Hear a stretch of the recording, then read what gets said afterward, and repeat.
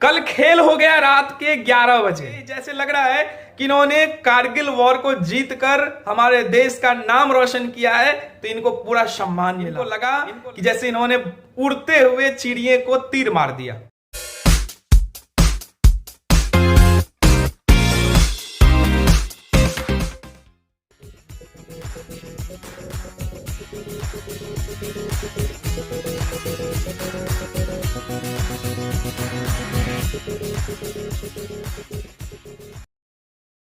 Hello and नमस्कार, मेरा नाम रितेश है और आप देखना शुरू कर चुके हैं नेशन फर्स्ट। दोस्तों, एक बार फिर से आप सभी का स्वागत करूंगा आज के इस वीडियो सेशन में। और जिन लोगों ने अभी तक नेशन फर्स्ट चैनल को सब्सक्राइब नहीं किया है, प्लीज आप चैनल को सब्सक्राइब करें और हमारे वीडियोज को शेयर करें, लाइक्स करें। दोस्तों, आज एक ट्रेंडिंग टॉपिक पे बात करेंगे और आज के ट्रेंडिंग टॉपिक का हमारा मुद्दा है बंगाल में राजनीतिक घटनाक्रम। दोस्तों, कल यानी 17 मई को पूरा दिन बंगाल में राजनीतिक उठापटक मची रही। दोस्तों, एक स्कैम के अंदर, जो नारदा स्कैम है, उसके अंदर बंगाल के कैबिनेट रैंक के मिनिस्टर और ममता सरकार के 3 सहयोगियों को स्पेशल सीबीआई के स्पेशल सेल ने उनके घर से गिरफ्तार किया। सबसे पहले दोस्तों समझने की कोशिश करेंगे कि ये नारदा स्टिंग ऑपरेशन का जो मामला है ये क्या है। दोस्तों, 2016 विधानसभा इलेक्शन बंगाल से पहले ये नारदा स्कैम प्रकाश में आया था। और ये जो नारदा स्कैम है एक्चुअल में ये एक स्टिंग ऑपरेशन है और ये एक न्यूज पोर्टल वेबसाइट है नारद, जिसके किस एडिटर हैं सैमुअल मैथ्यूज। तो सैमुअल मैथ्यूज ने एक स्टिंग किया था उस टाइम के बंगाल सरकार यानी ममता सरकार के तकरीबन 16 मंत्रियों समेत कई विधायकों का उन्होंने स्टिंग किया था, जिसमें इनके कई लोगों के नाम थे। जैसे कि अभी जो कल गिरफ्तारियां हुई हैं, जो कोलकाता पोर्ट के विधायक हैं और कैबिनेट रैंक के मिनिस्टर हैं फिरहाद हकीम, उनकी गिरफ्तारी हुई। जो पूर्व मेयर रह चुके हैं शोभन चटर्जी, मदन मित्रा, इस तरह से 4 लोगों का गिरफ्तारी कल हुआ। दोस्तों, इसमें अभी हाल में जो बीजेपी में शामिल हुए हैं शुभेंदु अधिकारी और मुकुल रॉय समेत करीब 16 से 17 लोगों का नेम है। अब दोस्तों, इस स्टिंग ऑपरेशन में क्या ऐसा हुआ था, ये जो स्कैम बन गया, एक्चुअल में सैमुअल मैथ्यूज ने एक स्टिंग किया इनके मंत्रियों को। और इस स्टिंग में, वीडियो में ये साफ दिखाया गया कि काम के एवज में हम आपको मुआवजा देंगे, पैसा देंगे, आप हमारा काम करिए। तो साफ तौर पे दिखा है कि ये सारे लोग जितने भी जिन पे आरोप है, सीबीआई जिन पे केस चला रही है, ये सारे कल्प्रिट्स हैं। दोस्तों, कालांतर में यानी कि 2016 से पहले जब ये मामला प्रकाश में आया था, तो मैं आपको जानकारी दे दी कि उस समय की तत्कालीन मुख्यमंत्री, जो कि भी वर्तमान की भी मुख्यमंत्री है, ममता बनर्जी ने सैमुअल मैथ्यूज पे बहुत प्रेशर किया। और उस टाइम में तो इन्होंने घोषित कर दिया कि ये बीजेपी ऑफिस से जारी किया हुआ एक वीडियो है, ये किसी तरह का कोई स्टिंग नहीं है, किसी तरह का कोई स्कैम नहीं है।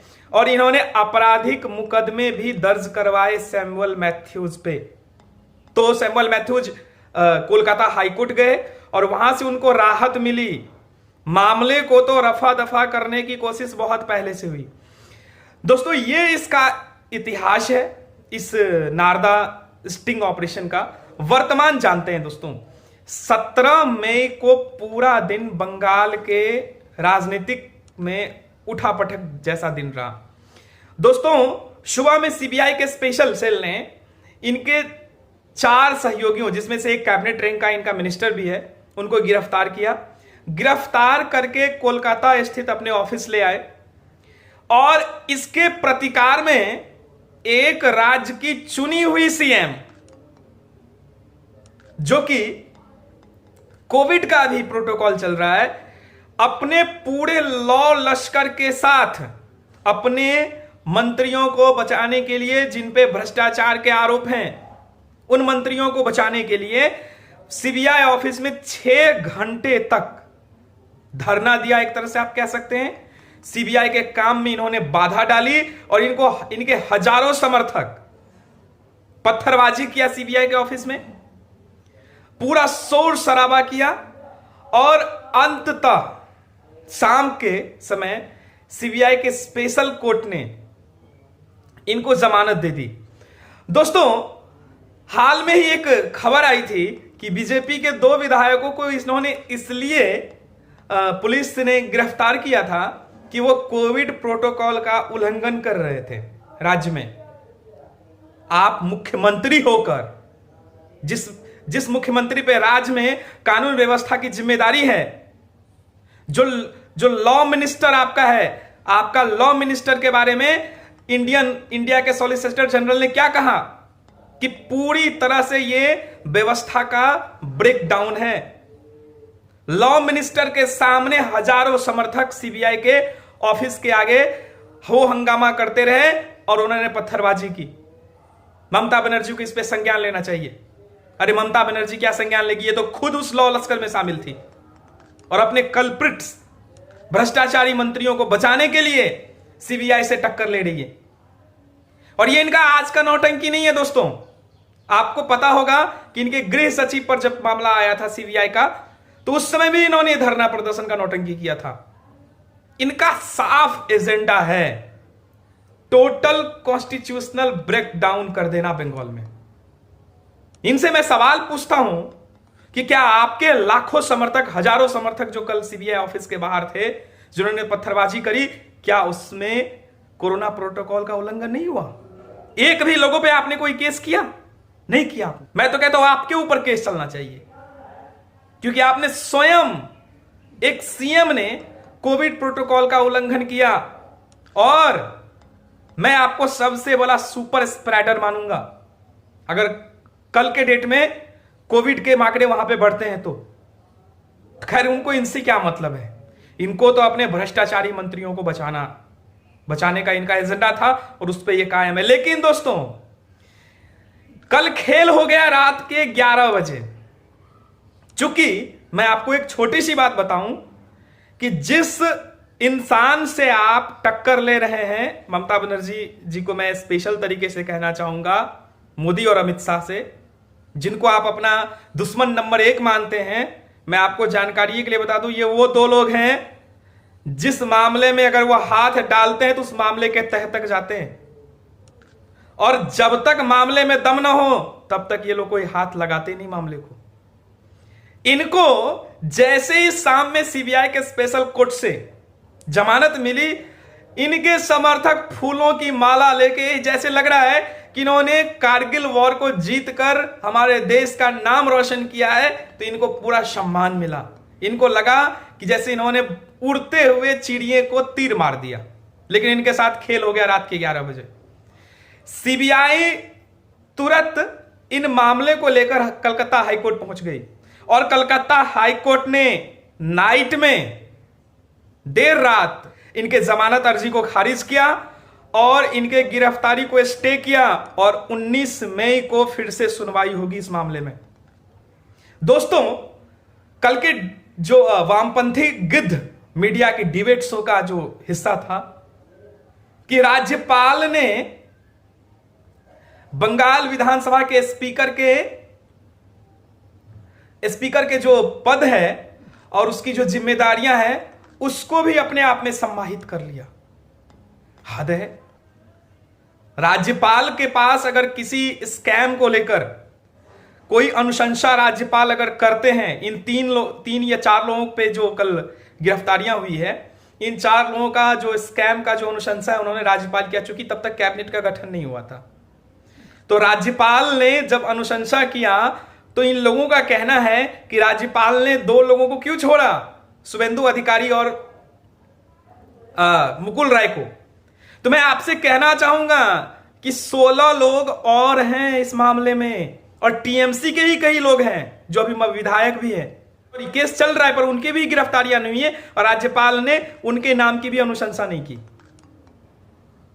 तो जब कोई केस खुलता है और जब किसी केस में कार्रवाइयां होती हैं तो एकाएक सारी कार्रवाइयां नहीं हो जाती है, स्टेप बाय स्टेप चीजें चलती है। और आपको तो खैर जब हाईकोर्ट ने कल ये इनके जमानत को खारिज कर दिया तो कल को देखिएगा ये लोग ये बोलेंगे कि हाईकोर्ट भी मोदी से मिला हुआ है। इन वामपंथियों के पेट का भोजन अगर नहीं पचता तो उसके लिए भी जिम्मेदार मोदी है। तो हाईकोर्ट ने इनके बेल को खारिज कर दिया, अब इनका हाईकोर्ट से भी भरोसा उठ जाएगा कुछ दिन में। तो मैं आपको एक चीज क्लियर कर दूं दोस्तों कि जो केस है किसी भी मामले का, वो केस सीबीआई किस पे कब चार्जशीट करेगी ये सीबीआई तय करती है, न कि केंद्र सरकार। दोस्तों आप देखिएगा कि ये पूरा पॉलिटिकल उठापटक 5 साल चलता रहेगा, क्योंकि जब भी सेंट्रल गवर्नमेंट किसी भी कल्प्रिट्स को, किसी भी भ्रष्टाचारी को जो इनके मंत्रिमंडल में शामिल है, ऐसे बहुत सारे मंत्रियों का इन्होंने शपथ ग्रहण करवाया है जो जिन पे भ्रष्टाचार के कई गंभीर आरोप हैं, तो सेंट्रल गवर्नमेंट या सीबीआई जहां पे ये मामले लंबित हैं, और मैं आपको जानकारी के लिए बता दूं कि सेंट्रल गवर्नमेंट सीबीआई इंक्वायरी की अनुशंसा नहीं की है इन केसों में। इन केसों में सीबीआई इंक्वायरी की अनुशंसा स्वयं माननीय उच्च न्यायालय ने किया है, कलकत्ता हाईकोर्ट ने किया है, ना कि सेंट्रल गवर्नमेंट ने किया है। तो अगर चुनाव से पहले यह कार्रवाई होती तो ये जोड़ते वामपंथी मीडिया गैंग कि देखिए चुनाव सर पे है तो इसलिए विरोधी पे कार्रवाई कर रहे हैं। चुनाव के बाद कार्रवाई हो रही है, जब सरकार बन चुकी है, सारी चीजें क्लियर हो चुकी है, तब कार्रवाई हो रही है, तो बोल रहे कि बदले की भावना से कार्रवाई हो रही है। तो भाई कब कार्रवाई करें? उपयुक्त टाइम कब है? कब है उपयुक्त टाइम कार्रवाई करने का, आप ही बताओ। तो दोस्तों इस पे हम लोगों की पैनी नजर है, क्या आगे घटनाक्रम हो रहा है, और आप सभी दर्शकों का प्यार नेशन फर्स्ट को मिल रहा है। मैं एक चीज आपसे बहुत ही स्पेशल गुजारिश करूंगा दोस्तों, प्लीज जिन लोगों ने अभी तक हमारे चैनल को सब्सक्राइब नहीं किया है, आप जरूर सब्सक्राइब करें। और हमारे बैकग्राउंड के टीम जो मेरे पीछे काम कर रहे हैं, उन सभी का मैं हृदय से आभारी हूं कि उन्होंने बहुत मेहनत करके आप लोगों के बीच में नए नए टॉपिक को एकदम डिटेल्स में प्रस्तुत करने का प्रयास किया है। बाकी दोस्तों फिर मिलते हैं नेक्स्ट वीडियो में, तब तक के लिए दोस्तों आप सभी का हृदय से आभार, धन्यवाद। Stay home, stay safe, Covid नियम का, कोविड प्रोटोकॉल का पालन करिए और घर पे रहिए। थैंक यू, धन्यवाद।